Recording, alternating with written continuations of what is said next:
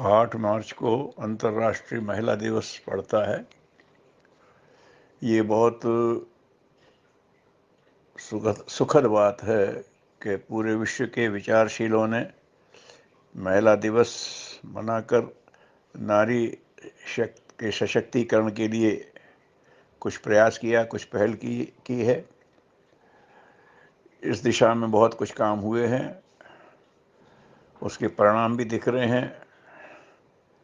नारी ने अपनी प्रतिभा को खोलना शुरू कर दिया है। घर गृहस्थी में सुधार से लेकर व्यवसाय संभालने तक बड़ी बड़ी इंटरनेशनल कंपनियों में प्रमुख का पद लेकर, रेल चलाकर, हवाई जहाज़ चलाकर, ट्रक चलाकर और पूरे राष्ट्र में महत्वपूर्ण जिम्मेदारियां उठाते हुए, विश्व संगठन में महत्वपूर्ण जिम्मेदारियां उठाते हुए नारी ने अपनी समर्थता का प्रमाण दिया है। लेकिन अभी भी बहुत कुछ होना है। नारी को हर क्षेत्र में सक्षम होना है, हो भी रही है। लेकिन ये ध्यान रखने की बात है कि ये पुरुष के साथ अनगढ़ होड़ नहीं है। जो पुरुष करता है सो हम भी करेंगे और हम अपनी शेखी दिखाएंगे, ऐसा नहीं। नारी स्वयं संवेदनशील है, माँ का प्रभाव है उसके अंदर, और वो हमेशा दिखाई देता है। आज के जो अनगढ़ सामाजिक प्रेम संबंध होते हैं, उसमें प्रतिक्रिया स्वरूप हमेशा अगर असफल हुए तो पुरुष वर्ग ने ही अत्याचार किए हैं।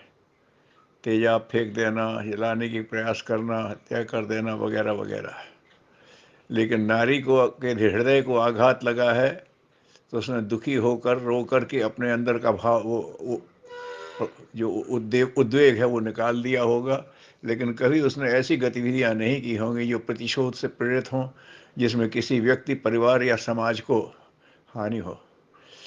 तो ये नारी की जो सहज संवेदना है, इस संवेदना को उभारना है, लेकिन उस संवेदना को उसकी कमजोरी सिद्ध नहीं होने देना है।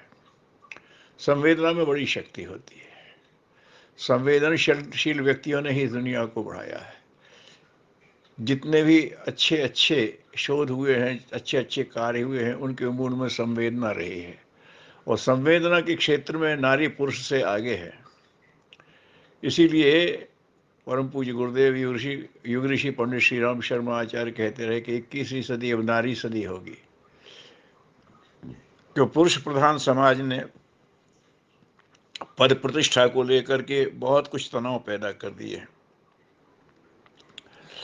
तो उसका ये इससे हुए हैं, जो घाव हुए हैं समाज पर, उस पर नारी शक्ति की संवेदना का मलहमी काम करेगा, और वो उसके पास है।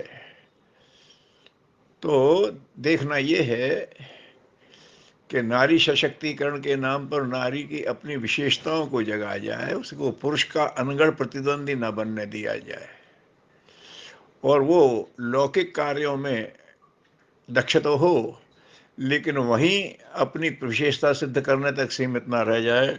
वो जो उसकी मूल प्रवृत्ति है, नारी सृजेता है। या तो भगवान है सृजेता, या तो नारी है सृजेता। इसीलिए माँ को धरती पर भगवान का दर्जा दिया जाता है। तो उसको अपने इस स्वरूप को उभारना है। और नारी के जितने भी स्वरूप हैं, छोटी बच्ची घर में रहती है तो एक सरसता का वातावरण संचालित करती है। युवा कन्या होती है तो वो सबके साथ संवेदना के साथ, उनके साथ काम में हाथ बटाना शुरू कर देती है। गृहिणी बनती है तो घर संभालती है, नई पीढ़ी को तैयार करती है माँ बनकर, और अंत तक जब कुछ करने लायक नहीं होती है तब अपना आशीर्वाद देती रहती है। नवदुर्गाओं के जो स्वरूप हैं वो नारी की ही जीवन की विभिन्न श्रेणियां हैं। शैलपुत्री से लेकर के अंत तक जो है कल्याणकारी, जो उनके स्वरूप हैं, 9 के 9 स्वरूप कल्याणकारी है। तो नारी की इन शक्तियों को जागृत होना है, उनका सदुपयोग होना है। और जिस दिन ये कार्य हो गया, उस दिन समाज में जो वांछित सुख शांति है, जो द्वेष रहित समाज की बात करते हैं, विश्व परिवार की बात करते हैं, आत्मवत् सर्वभूतेषु की बात करते हैं, वो साकार होने लगेगा। नारी की भावनाओं की कदर होने लगेगी। पुरुष उसको सम्मान के साथ उसका अच्छाइयों का अनुकरण करेगा, स्वरूप देगा, और नारी अपनी शक्तियों का सदुपयोग करेगी। तो वो सब जो वांछित सामाजिक उन्नति के सूत्र हैं, जो धरती पे स्वर्ग की अवधारणा है, वो साकार होने लगेगी, और वो होना भी है। गुरुदेव ने कहा है कि अब ये उज्ज्वल भविष्य निश्चित है, उसमें नारी की विशेष भूमिका होनी है। तो वह महापुरुषों के, ऋषियों के, अवतारियों के इन सूत्रों को ध्यान में रखते हुए सबको इस दिशा में प्रयास करने चाहिए कि नारी के स्वाभाविक गुण विकसित हो, उसकी स्वाभाविक क्षमताएं विकसित हों। और हमारे यहाँ तो वो वहाँ सरस्वती के रूप में ज्ञान की प्रतीक है, महालक्ष्मी के रूप में समृद्धि की प्रतीक है, और महाकाली के रूप में शौर्य की प्रतीक है। और उसको किसी तरह की महत्वाकांक्षा नहीं है, पुरुष ही आगे रहता है, वो पीछे से काम करती रहती है। ढेरों जो व्यक्ति हुए हैं, और जब उसमें देखते हैं तो उसकी सफलता के पीछे कोई नारी होती है। किसी ने कहा है कि हर सफल पुरुष के पीछे एक किसी नारी की भूमिका होती है, वो चाहे पत्नी के रूप में हो, चाहे माँ के रूप में हो, चाहे किसी अन्य रूप में हो। तो नारी की अपनी भूमिका ये चलती रहती है, लेकिन अगर ज़रूरत पड़ी है तो फिर उसने सिद्ध भी किया है, लक्ष्मीबाई बन करके, अहिल्याबाई बन करके, दुर्गावती बन करके, फ्लोरेंस नाइटिंगेल बन करके। तो ये सब क्षमताएं उसमें हैं, लेकिन वो तभी इसको करती है, श्रेय सम्मान के स्तर पर वो तभी खड़ी होती है जब पुरुष उसमें अक्षम हो जाता है। वो नहीं कर पाता तो फिर वो पीछे हटती कर लेती है।